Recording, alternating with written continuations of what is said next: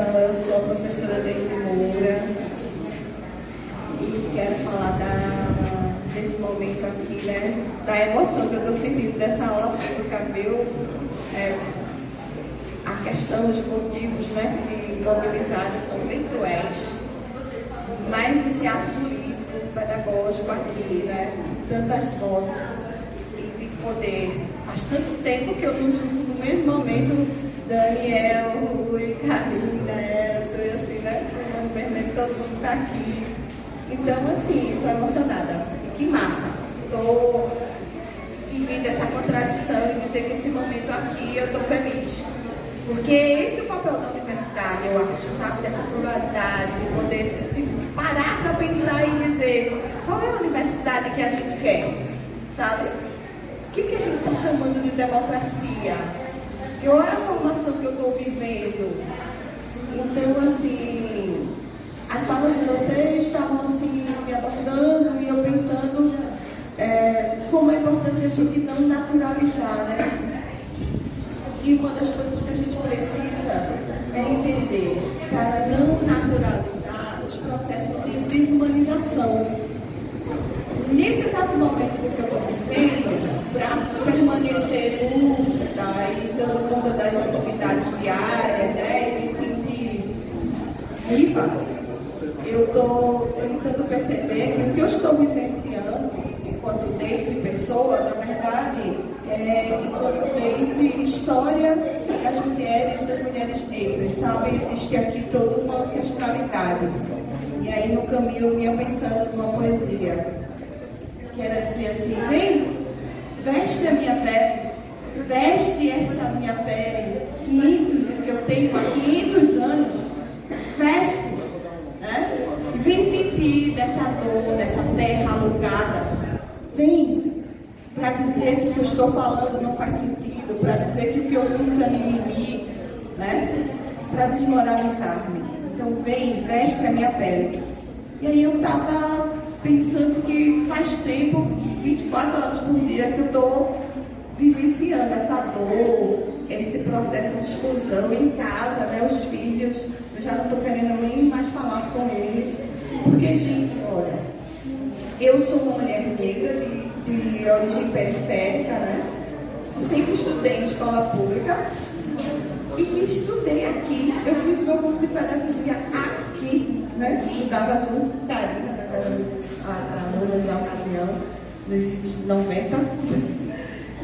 Poxa, e aí eu saí, fui ser professora, fui professora, né, na rede pública de ensino, na rede estadual, depois mestrado, doutorado, sempre envolvida nos movimentos sociais negros, no processo de formação de professores. E aí eu achava que tinha uma história, quer dizer, achava não, eu sei que eu tenho uma história, mas que seria respeitada. E de repente aqui nessa mesma instituição, pasmem, com pessoas que entraram no processo de formação como docente no mesmo período que eu, colegas de periferia, sabe? Porque também são mulheres, mesmo que brancas, mas também de origem periférica. E de repente se utiliza de um conselho de curso para criar um processo contra mim. Isso é função do conselho de curso de pedagogia. Então, assim, não naturalizar isso. Eu repito todo dia, que eu também já está na hora de parar, porque está exaustivo, mas é do susto, do impacto, do quanto que as pessoas podem se utilizar. E aí eu estou respondendo um processo que está em Brasília no momento, junto com a Comissão de Ética da UFPE, que também está sendo processada, porque eu usei um termo em um desses momentos que foi tecnologia da gestão.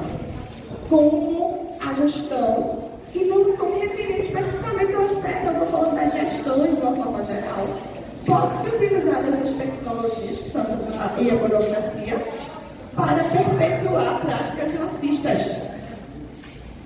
Aí a pessoa, não, mas não é racismo. Então eu estou sendo processada no momento por calúnia, difamação, porque eu, Deise, na minha subjetividade, disse, olha, essas práticas que está acontecendo desde 2020, precisamente na instituição do processo. Mas essas práticas de exclusão, né? Essas práticas de discriminação e de perseguição, elas existem há 500 anos. O que a gente precisa é entender como cada um de nós está nessa engenharia, como é que a gente se coloca, né? E aí eu gosto quando o Rui diz, a gente não está fora, é importante todos nós olharmos.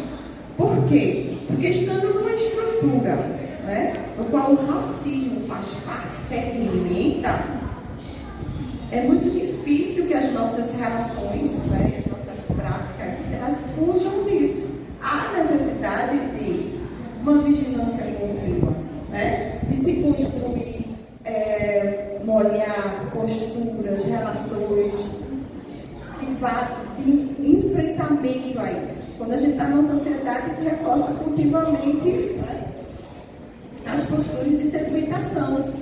Então, eu estou experimentando nesse momento algo do tipo, colegas que não falam mais comigo, que têm medo de se aproximar, para não parecer que está do lado, porque há uma divisão, né? Assim, o bem e o mal, certo ou errado. Então, assim, gente, que feio, né? Que feio para um centro que se propõe a falar de educação e práticas humanizadoras. Então, assustador. É assustador até o fato de eu estar falando aqui, essa fala já virar mais um processo. Eu quero bem dizer que o que estou dizendo aqui, enquanto cidadã, enquanto ser humano, eu posso expressar do que eu sinto. Não é ninguém que vai dizer a hora que eu estou me sentindo discriminada, não. Não é ninguém que vai dizer para uma mulher negra estudiosa da questão quando é que ela está sendo vítima de racismo ou não. E até esse autoritarismo de querer dizer quando é que tu está sendo vítima ou não, precisa ser refletido. Então, quando eu estava falando dos conceitos, né? E eles estão falando dos autores, e o Silvão Mendes, o único negro, e eu digo, essa universidade, né, a epistemologia que a gente opera, as áreas, né, são todas eurocêntricas, né, branco-centradas, e que a gente precisa não só incluir o corpo negro aqui, mas valorizar esses diferentes saberes e os saberes desses corpos também. Quantas pessoas na sua vida não estão me procurando dizendo da sua dor, do seu sofrimento e da sua angústia? Nesse período eu tenho escutado muitas pessoas que estão sofrendo de ansiedade aqui nesse centro, nessa universidade, mas que temem falar. Porque esses processos, eu digo, não é só gasto financeiro não, né? Gasto emocional, preço muito grande, né? Então, acho que essa é uma oportunidade da gente começar a refletir, de fato, o que é que nós estamos fazendo, o que é que a gente está construindo, quais são essas relações, qual é esse processo de educação que, de fato, a gente está construindo. E não só na condição de educador, educadora, mas também de educandos, né? Para mim é muito difícil um momento desse tão forte, tão potente, e perceber estudantes que estão em formação alheios. É como se isso não tivesse impacto para essas pessoas. E eu recordo o meu processo de formação. Como isso aqui seria efervescente, porque quantas aprendizagens a gente não está se construindo aqui. Então, essa forma de pensar na caixinha não é só na sala de aula, não é só ler no livro tal X, Y, que foi indicado pelo professor, e se perde tantas oportunidades para a gente crescer como pessoa. Então, eu queria dizer que não existe democracia sem o enfrentamento do racismo. E quando a gente fala de racismo institucional, nesta universidade o pânico, é dizer, gente, não é só o FPS, são as instituições. E as pessoas têm uma tendência para personificar. Então, você está questionando uma estrutura, a gestão entende que você está questionando diretamente a pessoa, do gestor, da gestora. E aí, esse intelectual que passa o tempo todo estudando, ele não consegue sair desse